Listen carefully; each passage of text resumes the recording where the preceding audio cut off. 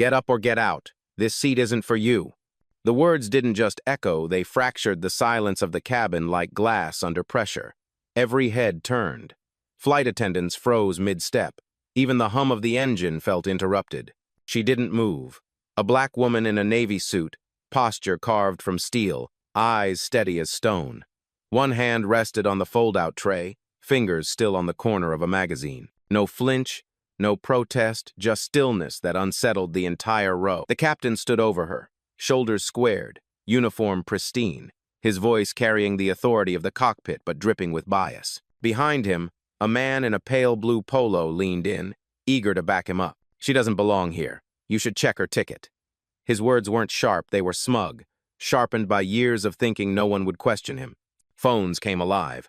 A young woman across the aisle lifted her camera just enough, whispering to the person beside her, "This is wrong." A ripple ran down the cabin, confusion, unease, the beginning of something no airline script had prepared for. But she, the woman in seat 3 Ampere, didn't react. Her silence wasn't surrender, it was a storm held in place. Passengers felt it in their chests, though no words were spoken. Even the captain shifted his weight, as if the weight of his own accusation was heavier than expected. This wasn't the first time she'd heard it, not the first time a uniform mistook her calm for weakness. She remembered 23, standing in line for her first business class upgrade. A clerk looked her up and down and said, "Not the image we're looking for." She'd smiled then, too, not because it was funny, but because she knew it would happen again. And here it was thousands of feet above the ground, with more eyes watching. The cabin air grew thick, metallic, almost electric. A man 2 rows back muttered, "She should move before security comes." Another voice, softer but firm, countered, "She bought that seat." The captain leaned closer, voice lower but laced with threat. "Either comply or you're banned from flying." The phrase fell heavy, final, like a sentence handed down in a courtroom. But she did not budge. Her gaze cut through him, not loud, not pleading, just a mirror forcing him to see himself. "And now, before we continue, where are you watching from? Drop your city or country in the comments below. And if you believe in dignity and justice, hit like and subscribe.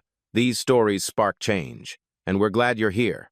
Now, back to the woman in 3 Ampere, who was about to turn an airplane cabin into a stage for truth. Seat 3 Ampere looked ordinary gray leather, a tray table folded, a thin airline blanket tucked into the corner, but the woman sitting there was anything but ordinary. No entourage, no flashing jewelry, no designer bag on her lap, just a navy suit cut clean and understated, dark loafers, and a quiet confidence that didn't ask for attention but commanded it anyway. Her name, though no one around her knew it yet, was Maya Jordan, 39 years old, founder and majority shareholder of one of the fastest-growing aviation investment firms in the United States. Her company's portfolio included fuel supply, aircraft leasing, and yes, an ownership stake in the very airline whose captain was now standing over her. But she hadn't boarded this flight to be recognized. She had boarded to see with her own eyes how her customers were treated when there was no spotlight, no press release, no announcement that the boss was on board.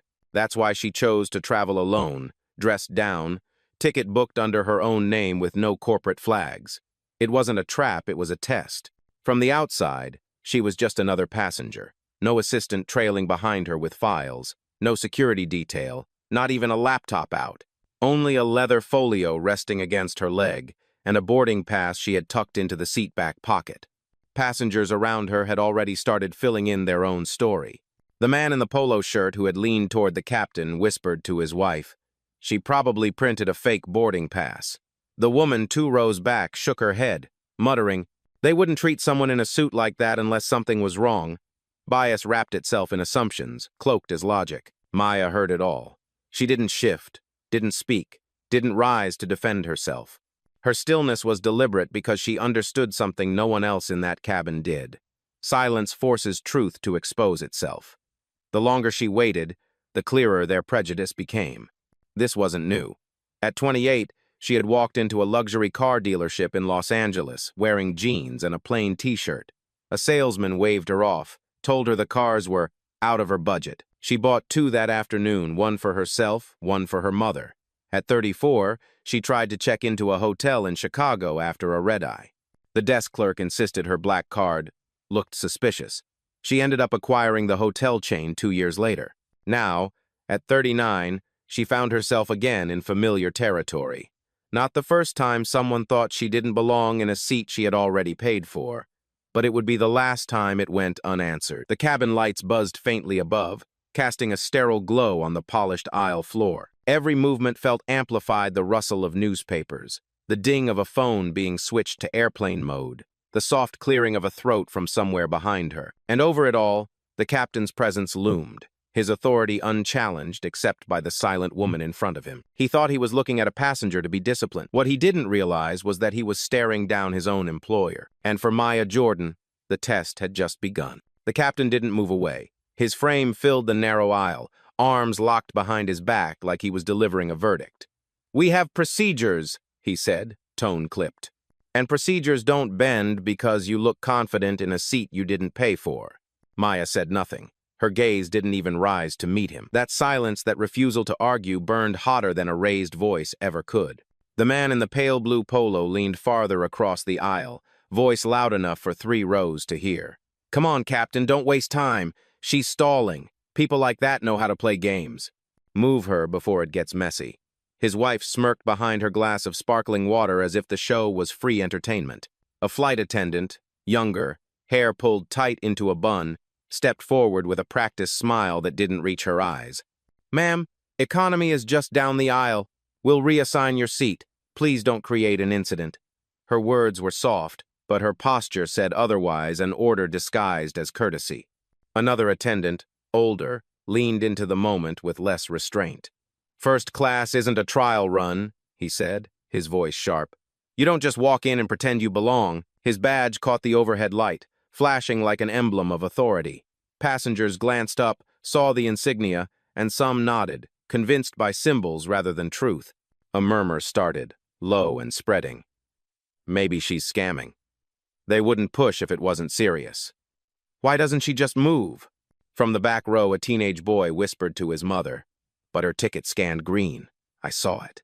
The mother hushed him quickly, eyes darting, not ready to be part of the storm. The young woman with the phone across the aisle pressed record. The red light glowed against her fingers. "This doesn't look right," she said, almost to herself, but the words carried. A man beside her whispered, "Don't get involved."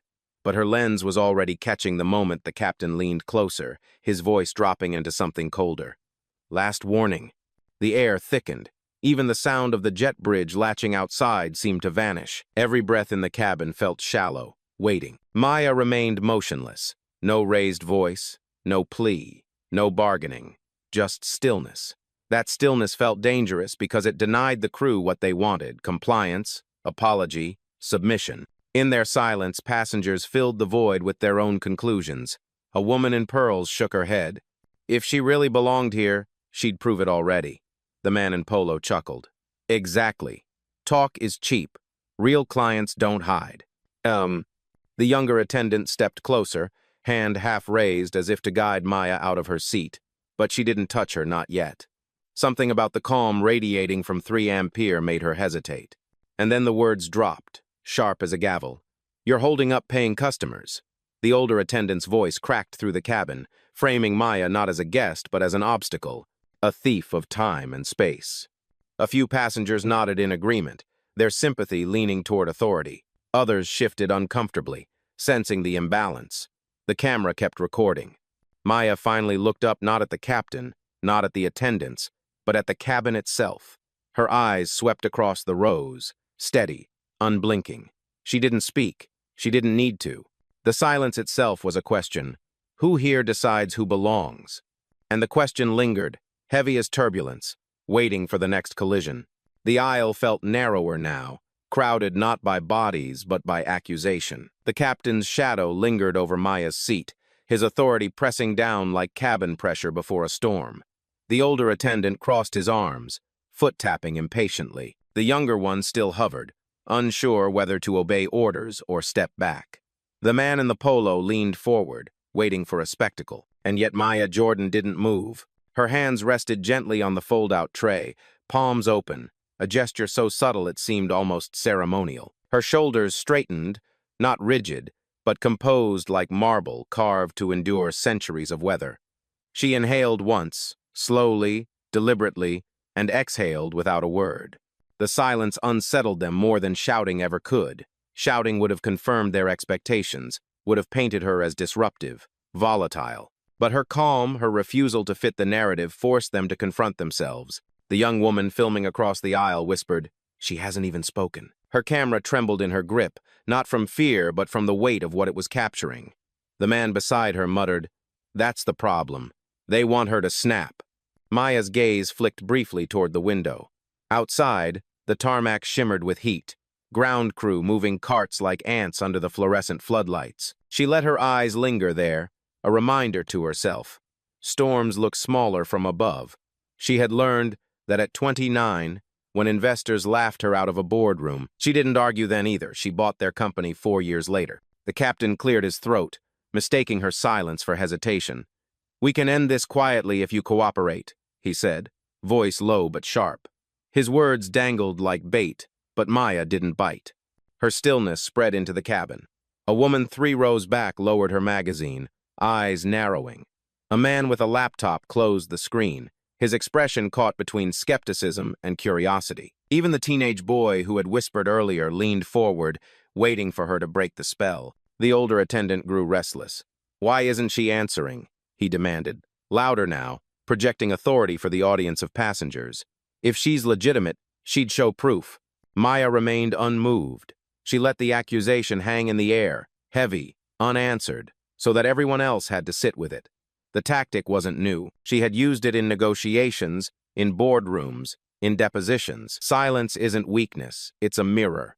And right now, the crew was staring at their own reflection. The younger attendant's hand hovered closer, almost grazing Maya's arm. But then she hesitated, drawn back by the calm radiating from seat 3 Ampere. The passengers felt it too, that uncanny sense that the quietest person in the room was somehow in control. The man in the polo grew impatient, his voice cracking with mockery. "She can't answer because she doesn't belong. Simple as that." He chuckled, loud enough for the cabin to hear, but no one laughed with him. Maya lifted her chin slightly, her eyes meeting his for the first time. She didn't speak, but the message was clear. "I hear you. I just don't value you enough to respond." He looked away first. The silence deepened, transforming from absence of sound into a force of its own. And as the cabin held its breath, passengers began to realize something. Maybe the one not speaking was the only one telling the truth. The silence broke, not from Maya, but from the click of a camera app. The young woman across the aisle tilted her phone, red light blinking. Her voice was barely louder than a whisper, but it carried through the tense air. "This isn't right, I'm recording." The captain turned sharply, eyes narrowing. "Put that away, ma'am. This is an internal matter." His words were stern, but they cracked at the edges, revealing something underneath, unease. The young woman didn't lower her phone. "Internal?" she asked. She showed her ticket. "You tore it up. That's not protocol." A murmur of agreement rippled through the cabin, quiet, hesitant, but there. 2 rows back, the teenage boy leaned forward again. "Mom, I saw her scan in. The light was green." His mother hushed him, but this time she didn't sound certain. Her eyes lingered on Maya, then on the captain, as if replaying the last 5 minutes in her mind. A businessman with silver hair shifted in his seat, closing his laptop. "I've flown this airline for 20 years, he muttered loud enough for nearby passengers to hear. "Never seen a situation handled like this." His tone wasn't confrontational, but it cut deep authority, challenging authority. The older attendant bristled. "Passengers should stay out of it. This is a security concern." But the lens of the young woman's phone didn't waver. The soft hum of recording had become its own form of resistance. Around the cabin, more phones appeared discreet at first, then openly raised. Dozens of tiny red dots blinking like watchful eyes. Maya still hadn't spoken. Her calm face reflected faintly in the window beside her, the night sky beyond turning into a dark mirror. She had expected this. Not the words, not the exact faces, but the moment itself when silence would prove more powerful than any defense. The captain straightened, trying to reclaim control. "Ladies and gentlemen, please remain seated. This situation is under review. We'll resolve it quickly." His voice carried down the aisle, but his words fell flat. The passengers weren't convinced anymore. From the back of the cabin, a man in a hoodie stood halfway. Resolve it? You're humiliating her. That's what you're doing. A ripple of agreement spread again. Some passengers nodded, some whispered, some simply watched with new intensity. The younger attendant's eyes darted nervously between the crowd and Maya. She seemed to shrink under the weight of her own doubt. For the first time, she muttered something not in line with protocol. "Captain, maybe we should just verify."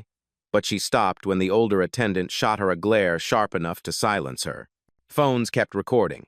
The red lights multiplied, and the more they multiplied, the smaller the crew's authority seemed. Maya lifted her eyes slowly, scanning the rows of passengers. She didn't smile. She didn't frown. She simply looked at them, one by one, as if weighing whether the cabin would stand with her or watch her fall. The young woman across the aisle answered that unspoken question first. Her voice was firmer now. "You don't get to erase her twice, not while we're watching." Her words landed like a strike of lightning, not loud, not shouted, but undeniable. And for the first time, the crew realized they weren't just dealing with one passenger anymore. They were dealing with an audience ready to judge, record, and remember. The aisle stirred again, this time with heavier footsteps. From the galley at the front, a senior flight supervisor emerged, his navy jacket pressed sharp, silver wings gleaming against his chest. He carried himself like a verdict, not a man. His nameplate read H. Dyer. He didn't waste time. "What's the holdup?" His eyes swept the row, pausing on Maya like she was an item out of place. "This seat is not hers. Clear her out." The young woman filming across the aisle tightened her grip on her phone. "She hasn't done anything wrong." Supervisor Dyer's gaze cut toward her, icy and dismissive. "Put that away. Filming crew procedures is prohibited." But more phones had risen since the last confrontation. A quiet forest of red lights blinked across the cabin. Dyer noticed, and his jaw tightened. Still, he pressed on. He leaned closer to Maya, lowering his voice but not his contempt. "You think sitting here makes you first class? It doesn't. It makes you a trespasser." The word hung in the air like smoke. Passengers reacted instantly. Gasps, whispers, a sharp intake of breath from the teenage boy in row 6. The businessman with silver hair frowned openly now, muttering, "That's not how you speak to a paying customer." Huh. The older attendant, emboldened by his supervisor, added fuel. "She refuses to comply, refuses to show proof. That tells us everything we need to know." Maya stayed still. Her eyes flicked once toward the young attendant, the one who had almost spoken up earlier.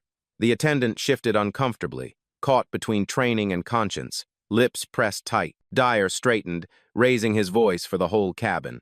"Let's make this simple. She's not authorized to be here. She is denied service. Effective immediately."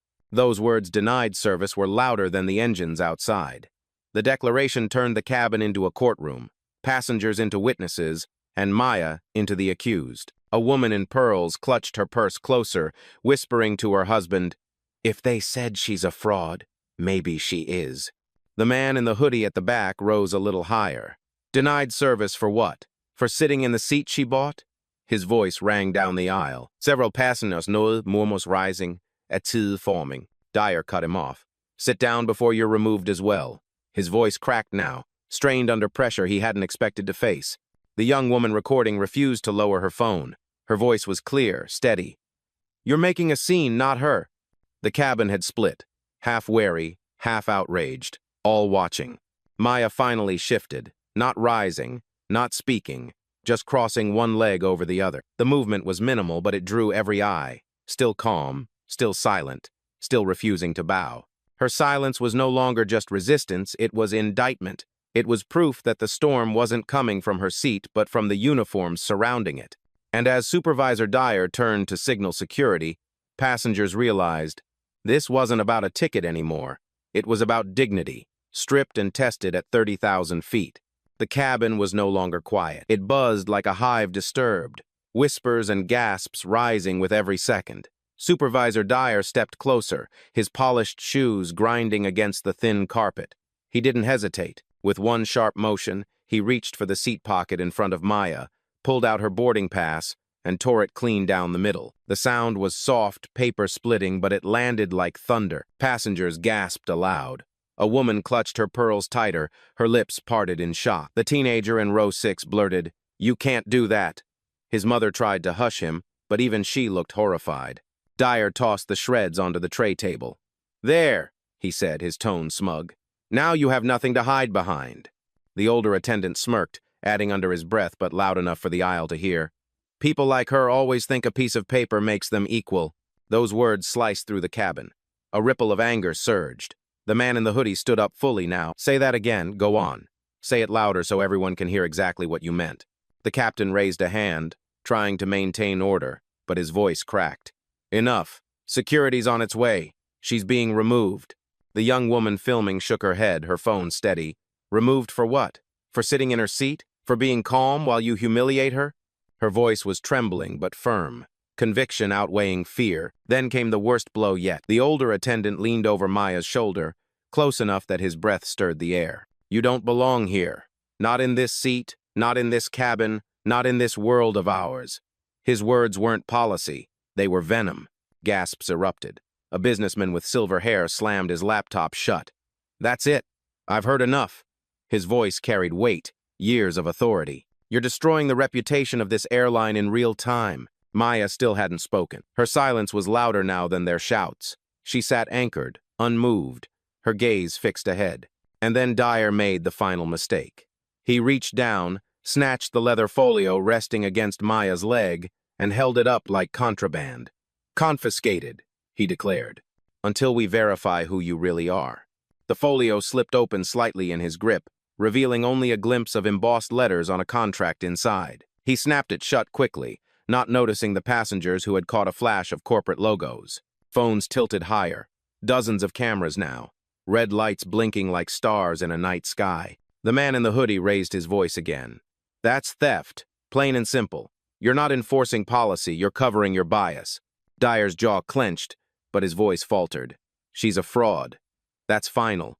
The cabin murmured louder, a chorus of disbelief and outrage. Even those who had doubted earlier now shifted uncomfortably, realizing they were watching not a protocol but a public humiliation. Maya exhaled slowly, the only sound from her since the ordeal began. Calm, steady, deliberate. She lifted her eyes to Dyer at last. And though she didn't speak, her silence was a verdict. "Every word you said, every action you took, has already condemned you." The storm had broken, and everyone on board knew there was no turning back. The torn boarding pass still lay in 2 jagged pieces on the tray table. The stolen folio dangled in Dyer's hand. The cabin buzzed like a courtroom on the edge of a verdict. And yet Maya Jordan sat steady, spine tall, voice finally breaking her long silence. "Enough." One word, low even, but it cut through the air sharper than any shout. Passengers stopped whispering. Phones steadied. Even the captain hesitated. Maya reached calmly into the side pocket of her jacket and drew out her phone. No rush, no trembling. She tapped once, lifted it to her ear, and spoke with a clarity that left no room for doubt. "Rachel, Protocol 7. Initiate now."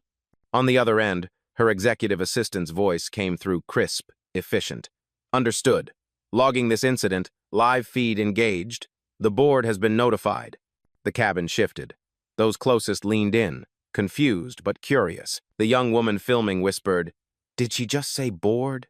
The man in the hoodie muttered, "Something's about to break." Dyer scoffed, raising the folio like evidence.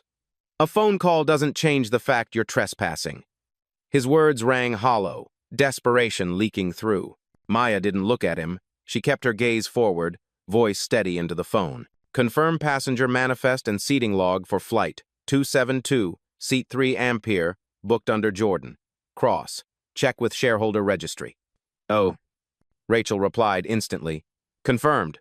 Your ticket is active, paid in full. You are listed as majority shareholder, 28% controlling stake." Her words weren't loud, but the phone's recording amplified every syllable. The businessman with silver hair leaned back, eyes wide. "Shareholder?" he whispered.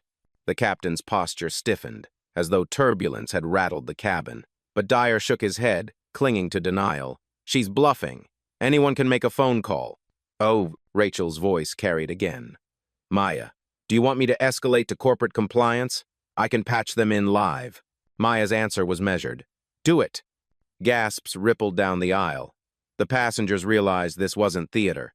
This was power quiet, procedural, undeniable. The older attendant stammered, "Shh, she's faking. Don't fall for it."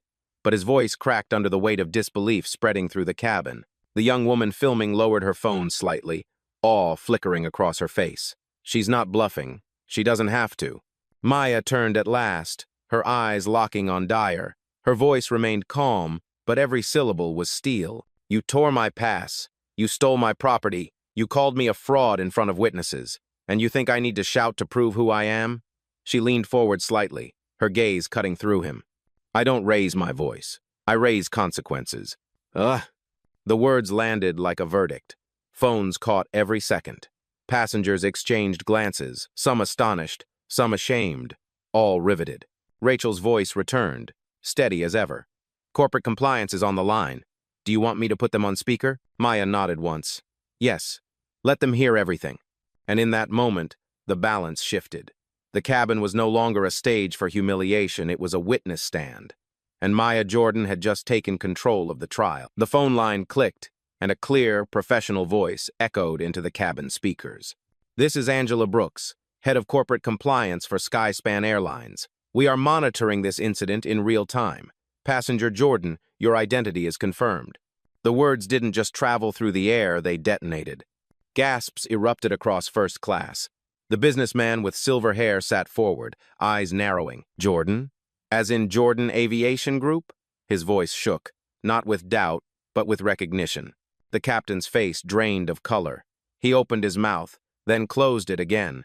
The authority he had clung to dissolving in front of 50 witnesses. Supervisor Dyer's grip on the leather folio faltered. This isn't possible," he stammered. His voice, once sharp as a whip, now cracked like thin glass. Maya rose slowly from her seat. Not rushed, not dramatic, simply deliberate. She stood tall in the narrow aisle, her presence suddenly towering above every uniform that had cornered her. She turned first to the passengers. Calm, steady, she spoke so every phone, every witness could hear. "My name is Maya Jordan. I am the founder and majority shareholder of Jordan Aviation Group. I own 28% of this airline. And tonight, you've all seen how your crew treats one of its owners."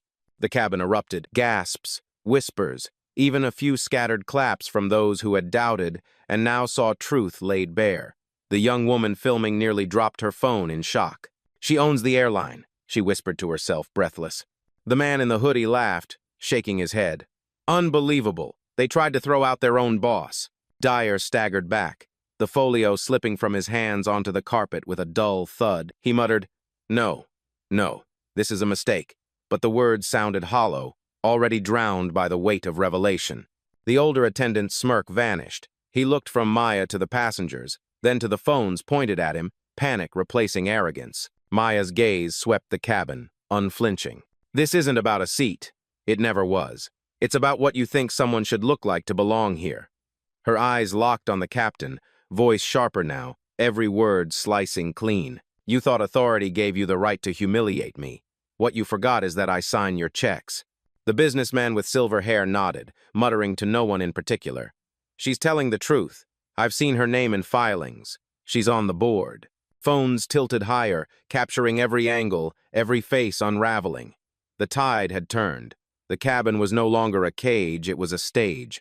And Maya Jordan had just seized the spotlight. She leaned slightly forward, her voice steady, almost quiet, but amplified by the silence gripping everyone else. "You mistook silence for submission.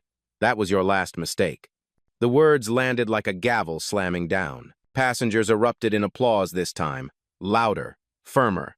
Some stood halfway, clapping. The young woman filming wiped her eyes, whispering, "Finally."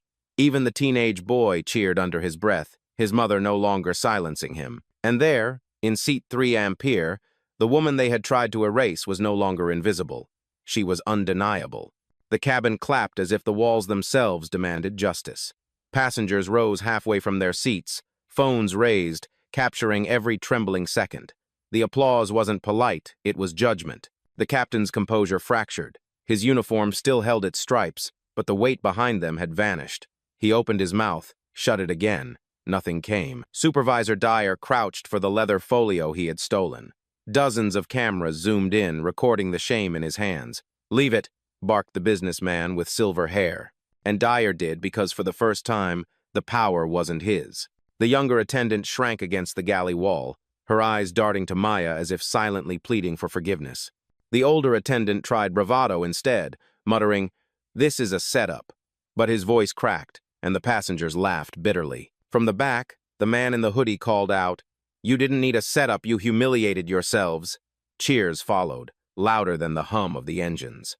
Across the aisle, the young woman's video hit upload. Notifications buzzed instantly. They tried to kick out the airline's owner, number Jordan Justice. Her screen showed the count climbing. Hundreds, then thousands. The teenage boy whispered, "It's going viral." His mother no longer hushed him. Her own phone was raised, recording. Maya didn't move. She stood calm, still as an anchor in a storm. Every clap, every camera, every gasp confirmed the truth. She hadn't needed to prove anything. They had proved it for her. And in that moment, every uniformed crew member realized the cabin was no longer theirs. It belonged to the witnesses, to the cameras, to the woman they tried to erase.